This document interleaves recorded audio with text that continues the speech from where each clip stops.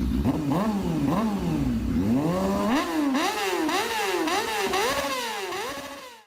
is up mga to? Welcome to my channel. This is Karo Moto Vlogs. Bakit meron cones? Para saan yan? Para sa banking natin.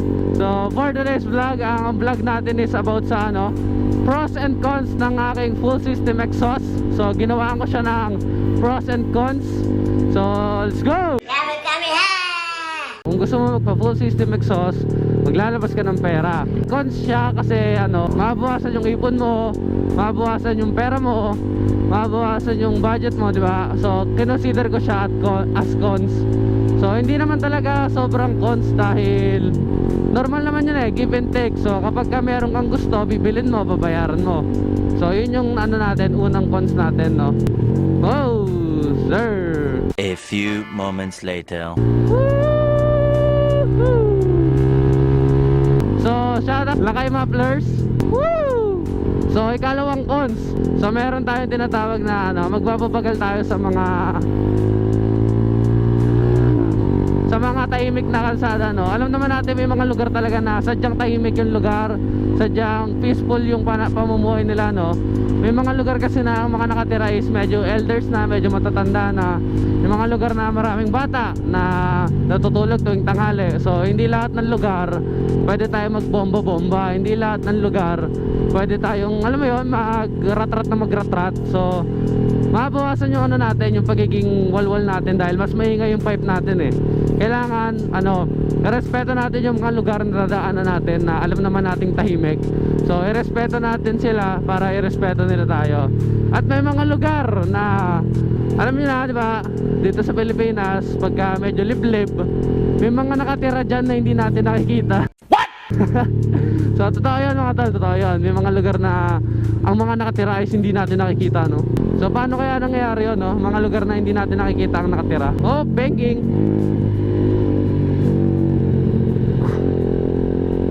Woohoo! Sarap! Pangalawa nating cons, no, na magbabagal ka sa mga tahimik na lugar dahil respeto na lang sa mga nakatira doon, no? Pangatlo, meron tayong cons na lalakas ka sa fuel consumption kasi mag-open ka ng ng elbow mo, ng exhaust mo. So pag mas open yan, asahan mo na may madadagdag na kaunting fuel consumption dyan, no? Kasi may kapalit yan. Lahat ng bagay may alam mo yun, equivalent exchange. Shout out Full Metal Alchemist, my favorite anime. My favorite anime of all time. Banking. Bagal naman ng coaching to.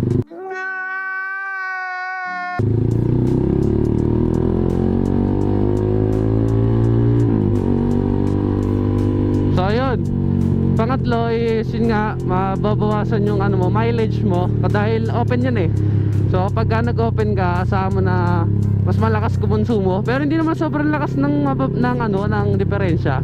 Talagang madadagdagan lang yung yung konsumo mo, no? Dahil nga nag-open ka. So cons dahil mababawasan yung mileage. May mawawala kasi.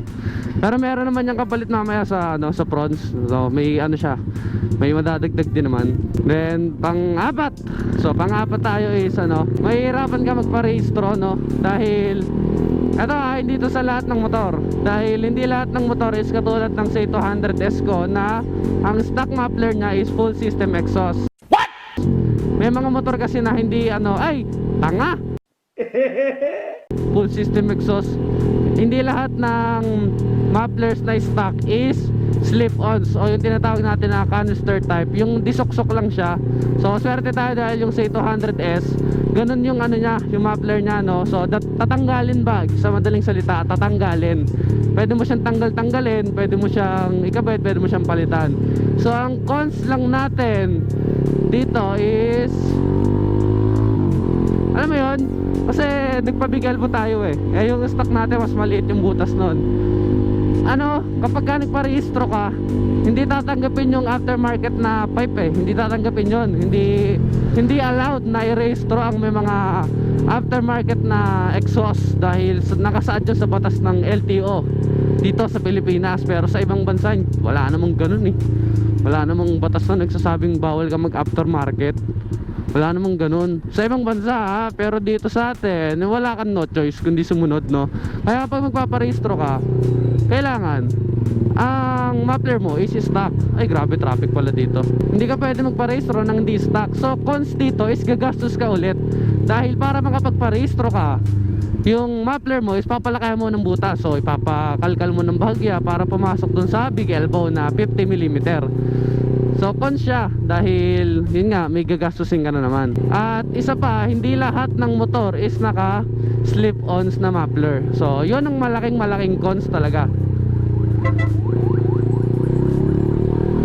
Dahil pagka ang motor mo is isang buo yung exhaust niya o hindi tatanggalin, ang gagawin mo pag nagparehistro ka, tatanggalin mo ng buo, ikakabit mo ng buo. So tatanggalin mo ulit ng buo, ikakabit mo ng buo. Ganun yung mangyayari sa sistema. So kakain ng oras. So tandaan nyo mga tol, no, importante ang oras.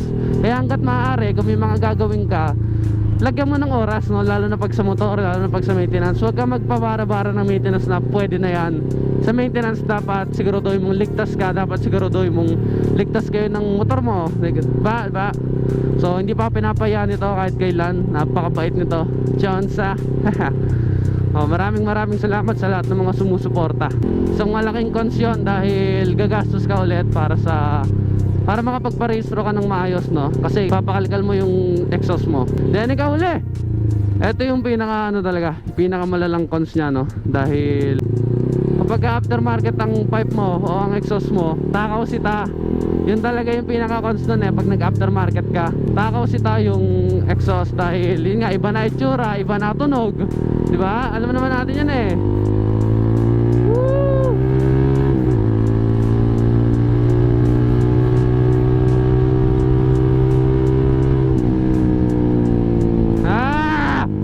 Daming sasakyan.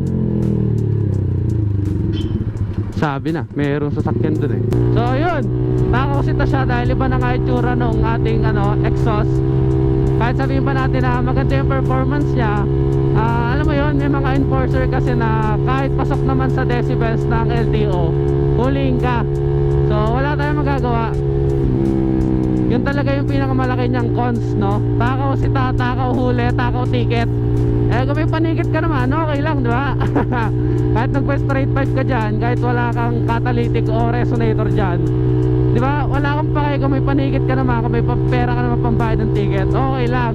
Pero ako kasi, wala akong pera pambayad ng ticket, no? Kaya meron tayong catalytic converter para yung tunog niya is hindi bulabog. Yun yung 5 cons, no? Ulitin natin. Pangunang cons is gagastos ka dahil nga full system exhaust. Kung di ka naman sponsored, no, gagastos ka talaga. Wala kang magagawa dyan, gagastos ka dyan. Shit! What happened? What happened there? Kunyari, ibungguan. Ito ngayon kasi sa kalsada natin, masyado siyang maluwag eh. May mga oras na masyado siyang maluwag. Kaya takaw talaga. Takaw speeding. Kaya hanggat maaari 80-80 lang tayo, no? Kita nyo naman kanina, third gear natin 80-80 lang. Hindi natin sinasagad pa. Dahil hindi naman kasi talaga maluwag yung kalsada totally. May mga lumalabas sa gilid, may mga mall sa gilid, may mga tindahan, may mga shop. So asahan mo na may mga sasakyan talaga dyan, no? Hindi pwedeng basta ka lang harurot, no? Asahan mo na ganyan talaga mangyayari. So ulitin natin yung ating pros, no? Una, igagastos ka talaga dahil nga full system exhaust kung di ka naman sponsored. Pangalawa is magbabagal ka sa mga tahimik na lugar, no? Dahil alam mo yon, kapag ka naka full system ka sa aftermarket, alam naman natin na maingay. At may mga lugar na liblib at tahimik. Irespeto natin yung mga ganong lugar, no? Para irespeto din nila tayo. At irespeto natin yung mga nakatira doon na hindi natin nakikita. Kasi mali nyo, nakakabulabog na pala talaga kayo, di ba? Kaya magbabagal sa mga tahimik na lugar talaga. Then pangatlo is lalakas yung fuel consumption, madadagdagan ang fuel consumption dahil nga nag-open tayo o nagpalit tayo ng aftermarket exhaust. Then pangapat is mahirapan magparehistro lalo na kung hindi slip-on type, tanggal kabit. Then panghuli, takaw huli, takaw sita, takaw ticket dahil nga maraming crocodiles dyan sa paligid, no? Maraming lolong. Marami tayong nakakalaban na huliin tayo na wala namang decibel meter. So nakakabwisit yung ganon, di ba? Parang huliin mo ko, ang issue sa ang ticket sa akin 5 tapos wala kang decibel meter. Parang ano yun, di ba? Parang napaka, alam mo yun? Ang hirap pagpahuli sa mga ganon, yung parang mas may alam ka pa kaysa sa kanila, di ba? Kahit hindi na kahit hindi na parang may mas alam, talagang may mas alam ka kasi sa mga ganyan sa mga ibang enforcer talaga na ang gusto lang talaga pang merienda. Nakakawisit yung ganun, di ba? So yun, dito naman tayo sa pros, no? Dahil tapos na tayo sa mga masama o sa mga cons, dito naman tayo sa mga pros. So unang pros, unang good na good sa ating full system exhaust is naka red light. Yan, kamote. Kahit naka red light, diretso. Unang pros natin is aesthetic, no? So, maganda yung itsura niya. Sobrang ganda ng itsura niya talaga. Dahil ano kasi, stainless, tapos big elbow, then SE project, shorty pipe. Maganda yung itsura niya. So, pros yun dahil may nag-improve sa aesthetic ng ating C200S. Maganda rin naman yung stock, pero iba yung ganda ng aftermarket, di ba? Then, pangalawa, meron tayong malaking truck. So pangalawa, yung lightweight dahil mas magaan ang stainless steel kaysa sa pure steel, no? Mas maganda talaga yung stainless dahil mas magaan siya. So less weight, more power, diba? More speed. So ganun kasi yun pag mas magaan, mas mabilis mo makuha yung gantong speed, mas mabilis ka makakaarangkada, mas mabilis ka makakabelo. So pros yun dahil may nag-improve sa takbo ng ating C200S. Dahil pangatlo, yung tunog. So sobrang ganda ng tunog. Kapag ka ni-rep mo siya, kapag ka nag-rep ka ng yung paunti-unti, para siyang kulog, parang kumukulog, parang thunderclap ba, ganun. Ito, isang mahaba to. Testing natin. Kaso hindi din kasi rinig sa mic ko dahil nasa bibig ko yung mic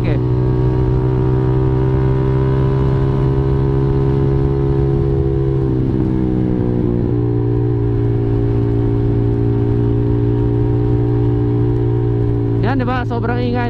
Kung naririnig sana, kung naririnig. Kasi ang ganda ng mic ng GoPro Hero 4 na to. Sobrang ganda ng pickup niya, no? Kaya hindi siya alam mo yon, kahit maingay yung surroundings, kahit malakas yung wind noise, kahit maingay yung pipe ko, rinig na rinig pa rin yung mga pinagsasabi ko, no? Kaya napakaganda nitong mic na to. So yun nga sinasabi ko, maganda ang tunog.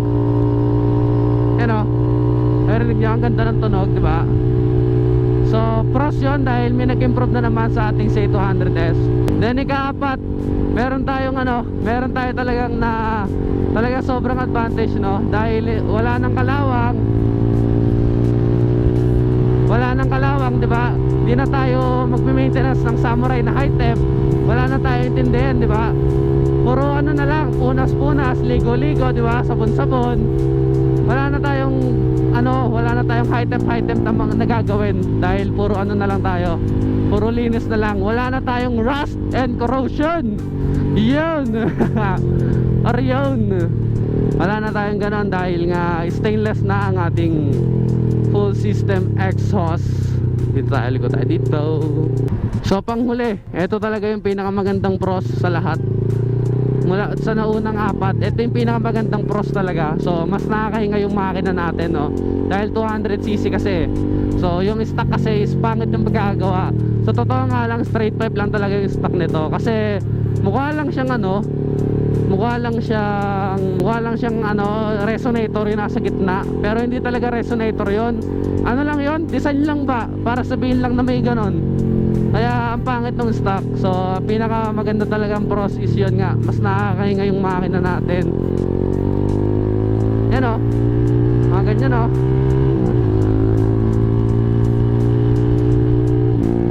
Diba? Sobrang ganda ng arangkada, ang ganda ng hatak. Hindi na siya tulad dati na parang mo yun, palyado pagka umarangkada, hindi smooth. Palyado yung pag-arangkada niya. Yun yung number 1 pros ng ating full system exhaust, no? Mas nakakahinga yung ating makina. So ulitin natin yung pros. So unang pros is aesthetic. So maganda yung itsura niya. So maganda siya tingnan talaga dahil nga parang big bike style. Then pangalawa is lightweight. So mas magaan siya kumpara sa bakal, kumpara sa stock natin. Dahil big elbow na siya So pagka kasi mas lumaki yung isang bagay, diba? Dapat mas mabigat siya. Dito sa elbow ko, kabaliktaran siya. Mas lumaki yung big elbow ko, pero ano siya, mas magaan siya kumpara doon sa stock. Kasi yung stock natin is bakal. Then yung pinalit natin is stainless. So mas magaan ng bahagya yung stainless. Then pangatlo, yun nga, sound. Napakaganda ng tunog. Malagong, parang thunderclap pag binomba mo. Parang ano ba? Parang kulog. Ganun. Parang ganun ang nangyari sa kanya.